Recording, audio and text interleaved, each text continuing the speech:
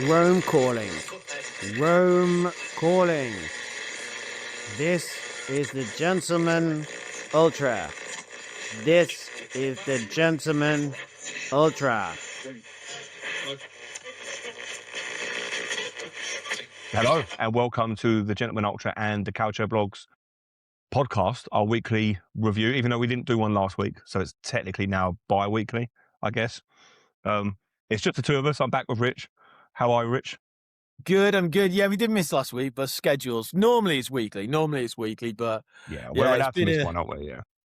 Yeah, just I know you've been in Germany. I'm in Austria next week, so it's not because we're not doing anything. It's just difficult sometimes, isn't it? We're actually focusing on our day jobs as well, which is unprecedented behaviour. Bloody annoying, that's what it is. Absolutely bloody. Well, I won't say that in case anyone's listening, but, I do love my job and I would like to keep it. I stand by it. Absolutely stand by it. Good for you. It's been a fairly busy week. Chief amongst them, there's a bit going on, isn't there? We've got the Derby d'Italia this weekend, which we'll talk about in a bit. There's been some, quite profane outbursts by certain managers about the refereeing quality in Serie A. I've long thought is a bit soft. Yeah. But probably the biggest news story to come out of Serie A this week, we're going to start with, which is one of the stars of the game, really, Rafa Leao. His dad has released a birthday song for Cristiano Ronaldo. Brilliant. Can I just say, if you're just, before we even get into this, if you're Rafael Leao, I'd be like, where's my bloody song? Well, right, exactly. Obviously, Rafa being a Milan player and Cristiano's association with Juve. Yeah. It's just bizarre from top to bottom. But actually, I've been listening to it more and more because we wanted to talk about it on the show. Yeah. And the more I listen to it, the more it sort of grows on me. It's got comedy value, though. The fact that it shows, like, the statue. Yeah, it's just the dancers. I've not even started with the dancers. Yes, but they're all kitted out in some of his kits he's worn over the years, which is fantastic. There's been a lot of research and detail. To be there at all. I don't know where he's got them from, but Frank, let's just record. It is Frank, isn't it? So Frank Leao. Yeah, if you go onto YouTube and find this, it's worth it, 100%. Frank looks like he's had a few. He's had a few too many rums or whatever it is. He's come out of a restaurant and he's gone, you know what? That song stuck in my head. I've been thinking. Somebody needs to honour Cristiano's first birthday now. Why not? He's 40. Is he 41 or 40? I don't know. I thought he was 41. 41, I think. Yeah. So it's not even a milestone birthday. I mean, do yourself a favour. Go to YouTube and listen to it, because I've listened to the first 6 lines of the song. It's just him going, Cristiano, oh, Mr. So yeah, that's exactly. Yeah, that's what it says on the tin, I suppose. Yeah, I've quite put it into Google Translate, the lyrics. It's not 100% sure, but it seems to come up as the first verse.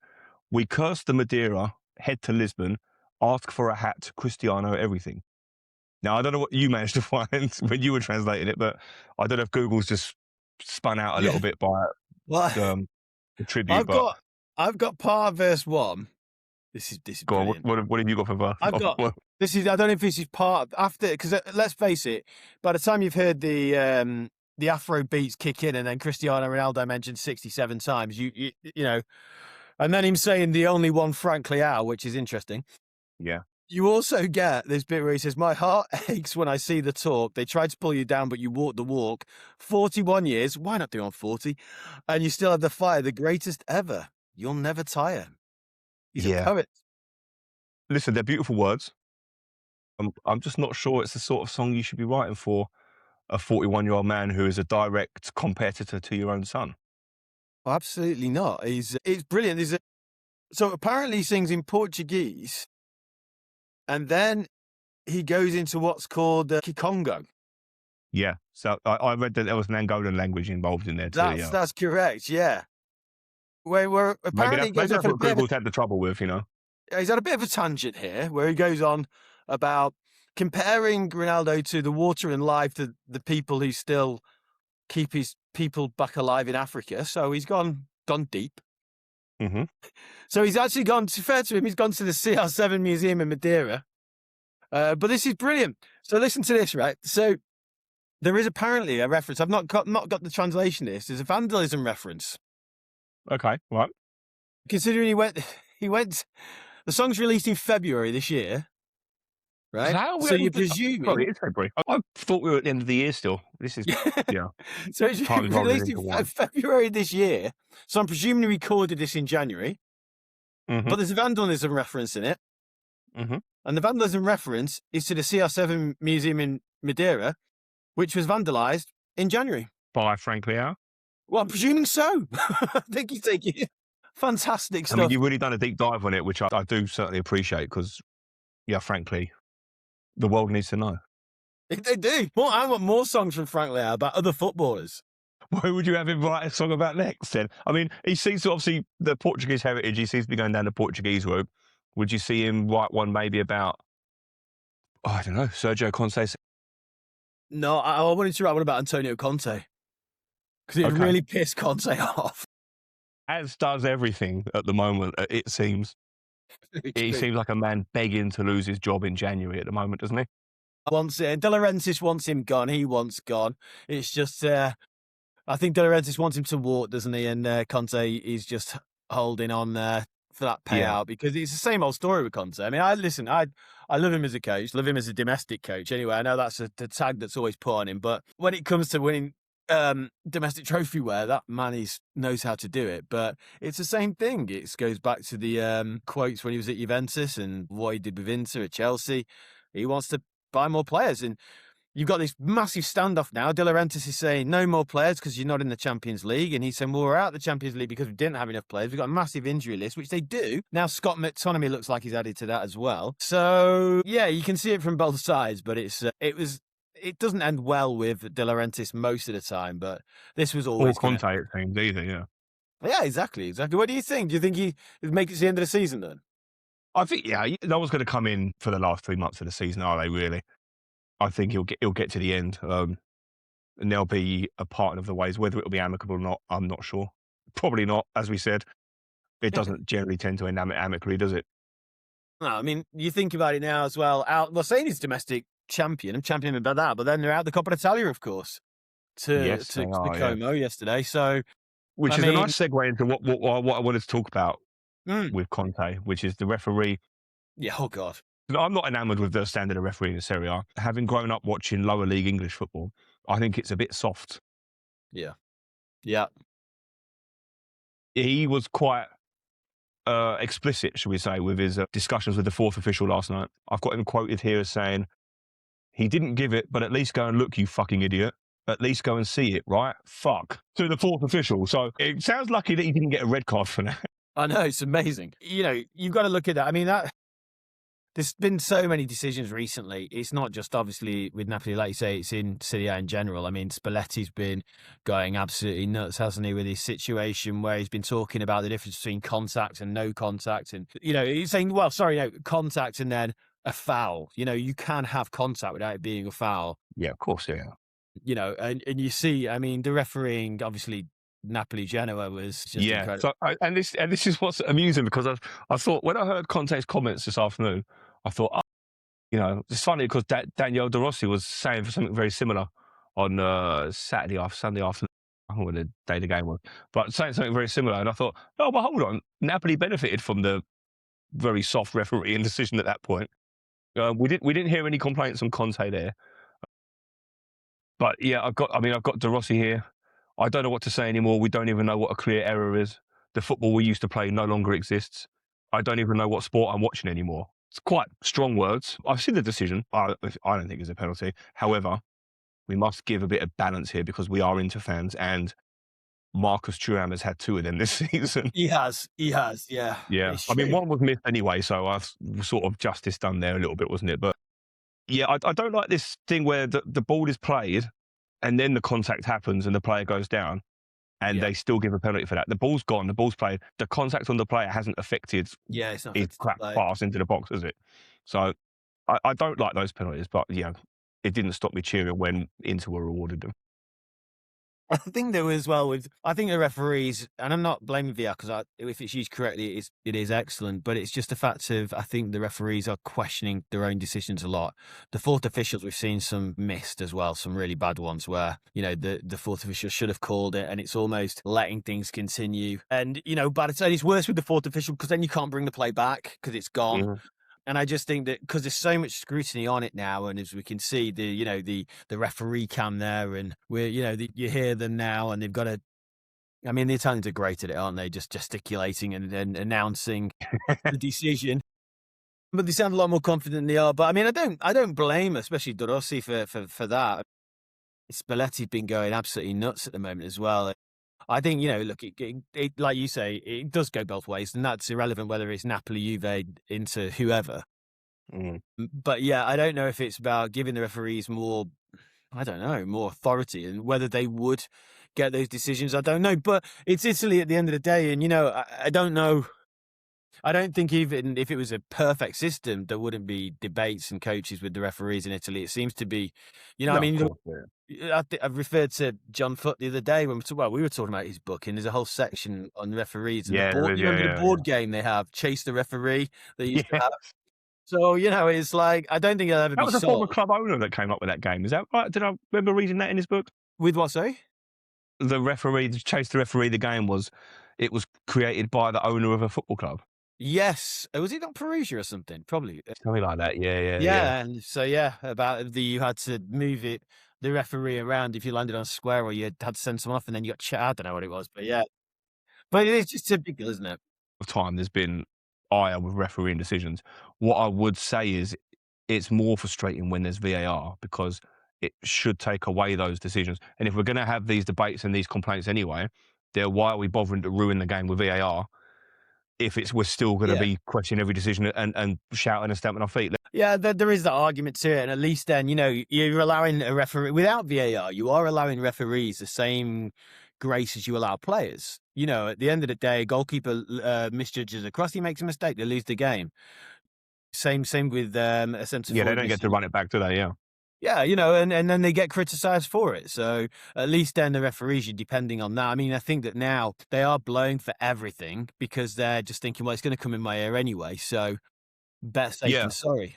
It's funny because I feel like when you watch the Premier League, you get the opposite in that they're not blowing up anything because they're waiting for VAR to check everything. So yeah, it's funny how it can go either way. But yeah, I like the juxtaposition with Conte because he was absolutely furious last night with some of the refereeing calls, but he was strangely quiet on Saturday when they benefited and won the game with these refereeing calls. 100%, and that's one of the really frustrating things because I think as well, even if he was quite consistent with that, I think in any situation, if you watch something again and again and again and again, you're going to see what you want to see in it, aren't you? It turns more and more into a foul because you are actually genuinely looking for it. Whereas I don't think that penalty that was converted just by Højlund on the weekend, that for me, no way. I mean, no, agreed, even stuff with the shirt pull from Jesus, you look at it and it's like, yeah, it is, but it's so minimal.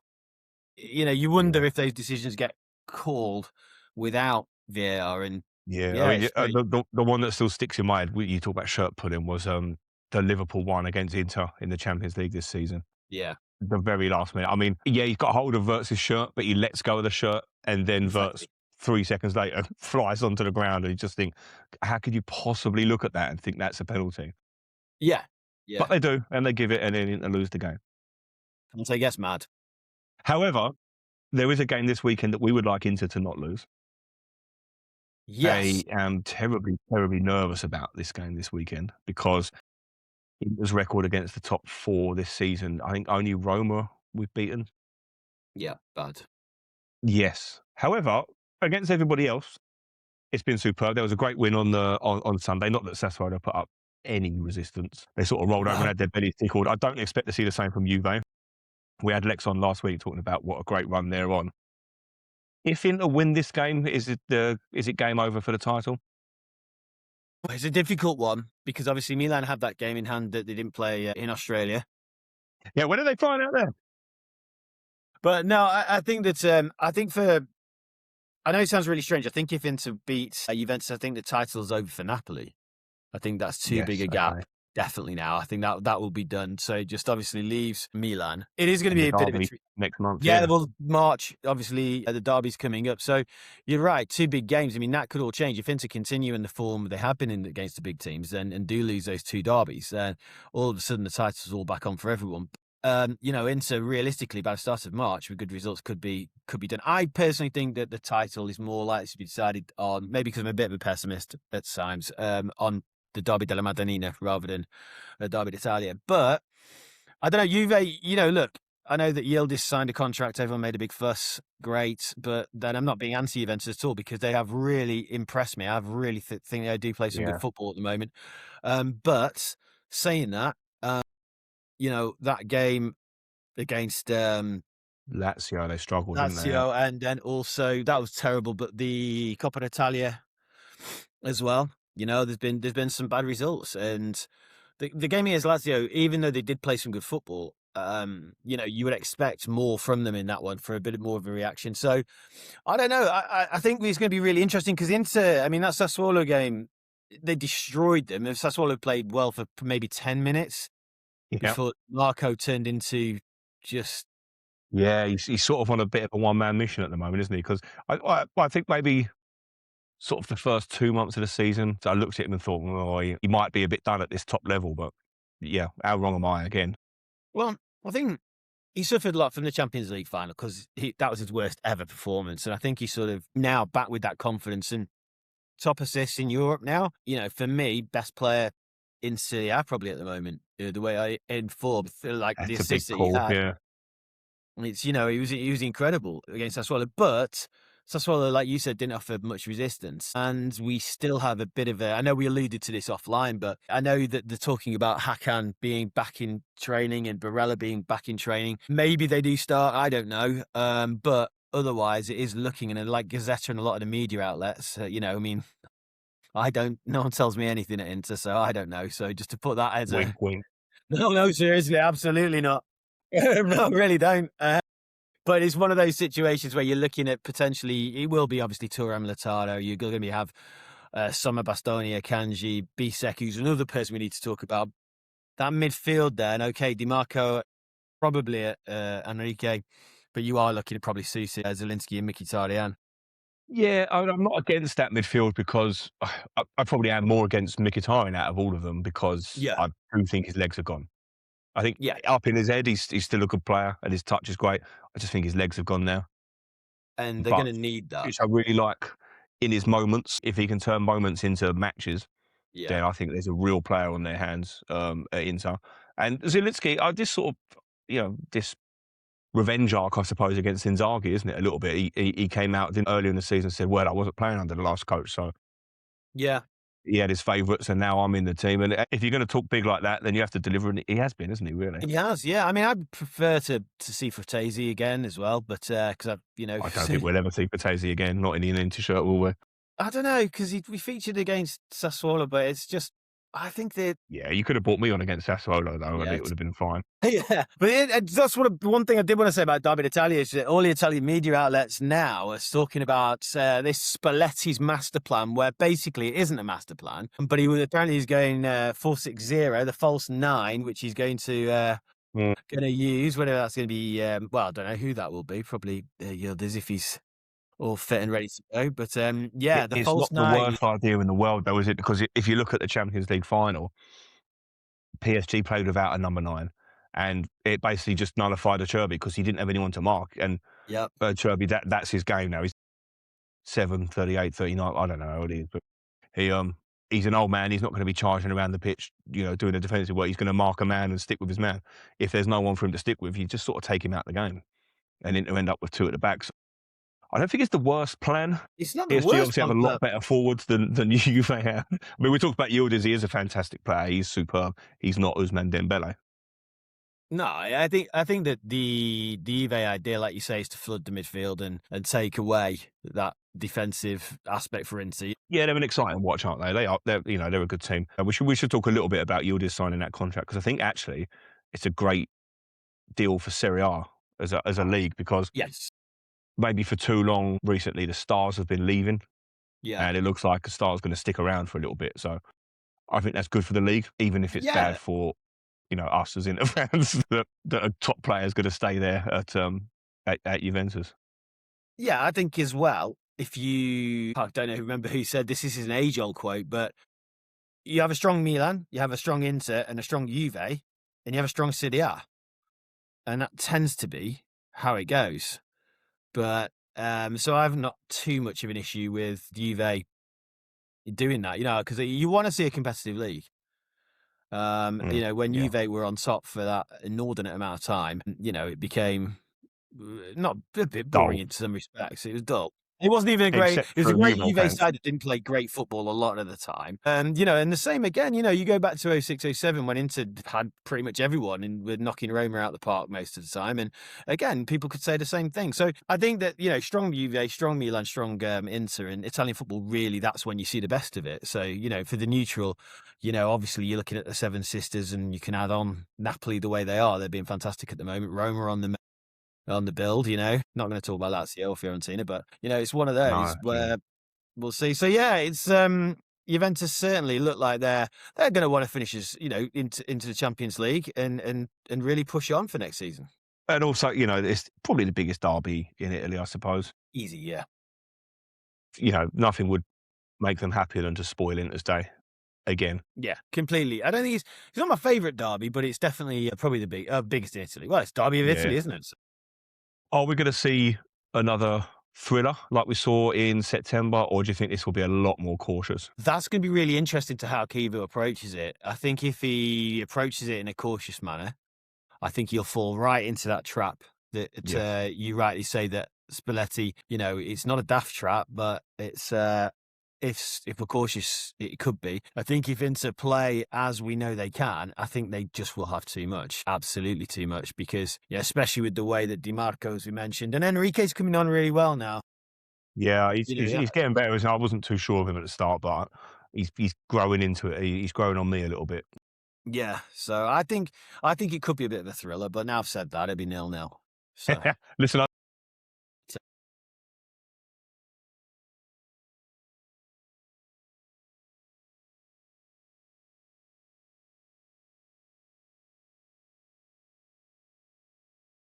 yeah.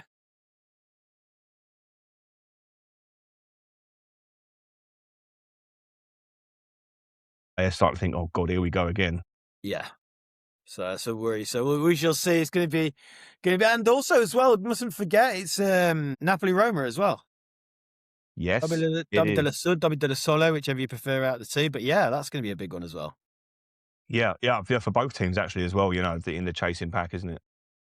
Oh, 100%, 100%. And I think that, you look at it, if Inter win that, Napoli lose, all of a sudden it's, the whole feel of it comes, then it's for Inter and, yeah, but also the other way around as well, so it's going to be a really good weekend. Yeah.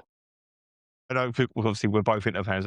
We're not hiding it very well here that we're obviously willing an Inter win, but we've not considered that thing at the back of the head that Inter could easily not win this game and lose it. And then we've got a problem, haven't we? And Juve, it could easily turn, they are on the build, they are on the mend, for want of a better word, and rightfully so. And, you could easily see the fact of what we've been saying about Inter's record, that they do lose against Juve, they do lose against Milan, and all of a sudden the title race blows wide open. And for the neutral, it's a really exciting end to Serie A. Yep, absolutely. One thing I did want to touch on as well, we talked about goals and big games. Lautaro Martinez, obviously, absolutely lethal against everybody else in the league. He doesn't have a fantastic record against the top teams, certainly not lately. No. Does he need a performance? Does he have anything to prove? I don't know. Yeah. Well, I don't know. It's hard to say when he's got just equal Bonicente's record and one, Yeah, of course. He's just phenomenal. I don't think he's got anything to prove to Inter fans, does he? But maybe to the rest of the league, I don't know. Maybe he's got something to prove. I don't know. I think there's one thing about Lautaro. What I've always found with him, even though he's got the ridiculous amount of numbers of goals, I just still think he's completely unselfish in the sense of, and there's a reason for that, because when you look back over the partners he's played with, if we look at even when he started off, Mauro Icardi, he went through, he's had Lukaku, there's just numerous people, and they've all played well with him, and he's played well with them. And you can't have that link up with so many varying different striking partners with varying abilities and strengths, and still, he's got this number of goals. So for me, I think he's just becoming more and more that complete player. Yeah, look, of course, if he's going to pick a big game to make a statement, but I don't think that will be something that concerns him or the Inter fans. But yeah, look, I think it's more for him to take it to that top level of, well, he already is for me personally, but I think, Inter win the Champions League, something like that, and that then takes him a different level, doesn't it? But, I mean, he's been brilliant, so. Yeah, 100%. So before we go, because I'm conscious of time here, because I still don't have my dinner, and I need to go and make some dinner. Yeah, Spezia Bari coming up now. Just like the pros when they're doing their media duties. I wanted to end on something which was because it made me laugh the other day. So I've been going, as anyone that follows me, it's going on. I'm now playing Championship Manager 0102, trying to coax Inter to glory before Calciopoli. When I showed you the team sheet, you said, "Oh, you need to make sure you get the best out of Conceição." And I replied, "And Conceição's gone. I hate him." I've got this very long and very petty grudge against Sergio Conceição, and it all spawns from playing Football Manager, actually, a few years ago. I can't remember who I was managing, but I was beating everybody in the league. And then he took over like at the club that were in third or something. And he just took against me. And every time I played them in his press conference, he was just calling me out. And I thought, God, what a prick. So I took great pleasure in battering them every time. And then in real life, took over Milan. And then there's that stupid photo of him with the cigars in the change rooms after the Super Copper. Yeah.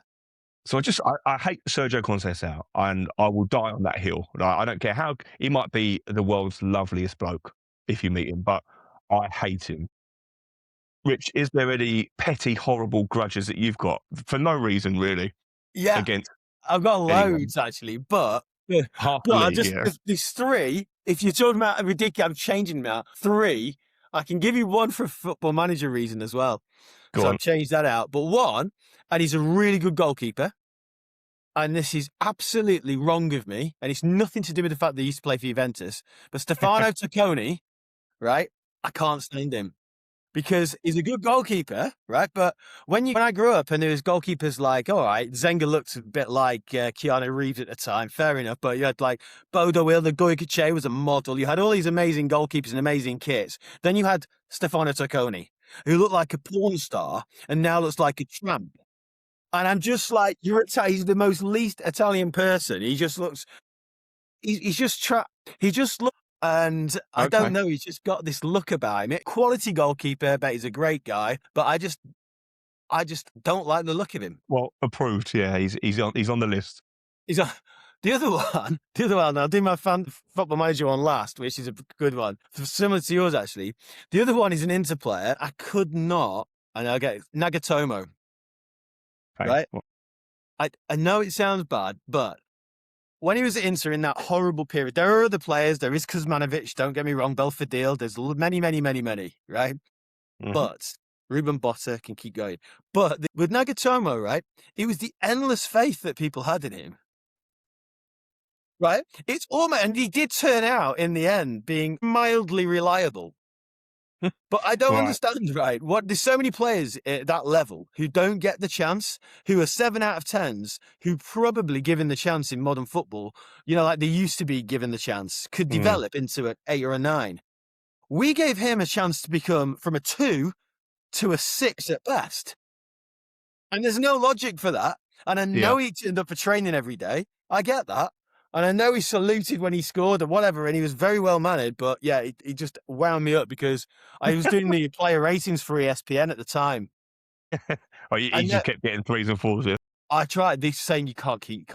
There's like a one-man crusade against him. So I see you took that into your job as well, then, yeah.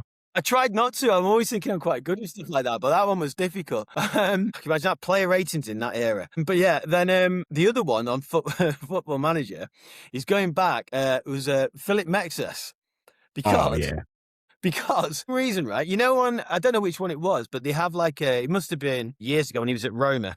So we were doing a Roma career on there, and it had they have likes and. So, all your players, you're trying to keep them happy, and it's likes the atmosphere in the team, likes the style of football the coach plays. likes the intense training work, whatever, right? Fine, no problems. And then you think, right, you do different things or whatever, or give him a new contract if they're not happy with the wage. Philip Mexis likes, and it put Mirko Vukinic, likes training, likes the city, whatever it was, dislikes you. That was it. Nothing else. Yeah. And ever since then, and then he didn't help matters by being just an absolute horrible player to play against. Where he was like, he's got that superb overhead kick, but it was for Milan. So I again approved. He's on the list. Football Manager grudges are always approved because they're born out of that you live and breathe that game, and it 100%. If someone upsets you in that, they become an awful person. I mean, I used to obviously manage Gillingham a lot on it as well. And when I went to Gillingham games, I remember really having a pop at the right back, Barry Fuller, because he refused to sign a contract for me on Football Manager. And just every time he got the ball, I was like, oh, yeah, go on, you're going to fucking fluff it. Yeah. I'll tell you what, they should do one next time about players in Football Manager who you love who are actually rubbish in real life. Because I've had a lot of them. Listen, right, we'll do a whole thing of it last time, but just to cap off on that, I had an intersave on FM 23 or something, and I was just all dominating. I won everything. And my front two was Evan Ferguson and Alejandro Garnacho. How did that turn out? Yeah. So look, we'll leave it there. Brilliant. That's about half hour, so I'll let you get back to enjoying your evening. I'm going to go and make dinner. I'm going to, I've got a podcast for Spezia to do and playing Bari at the San Nicola. So nice surroundings at least, but I'm not looking forward to the game. I think it's going to be tricky. So we'll see. Yeah, we'll do another Serie B focus soon, actually, because that bottom of the table there is insane, isn't it? So maybe we'll do that next week for everybody. Absolutely. Wonderful. Well, it's goodbye from me. Ciao for now.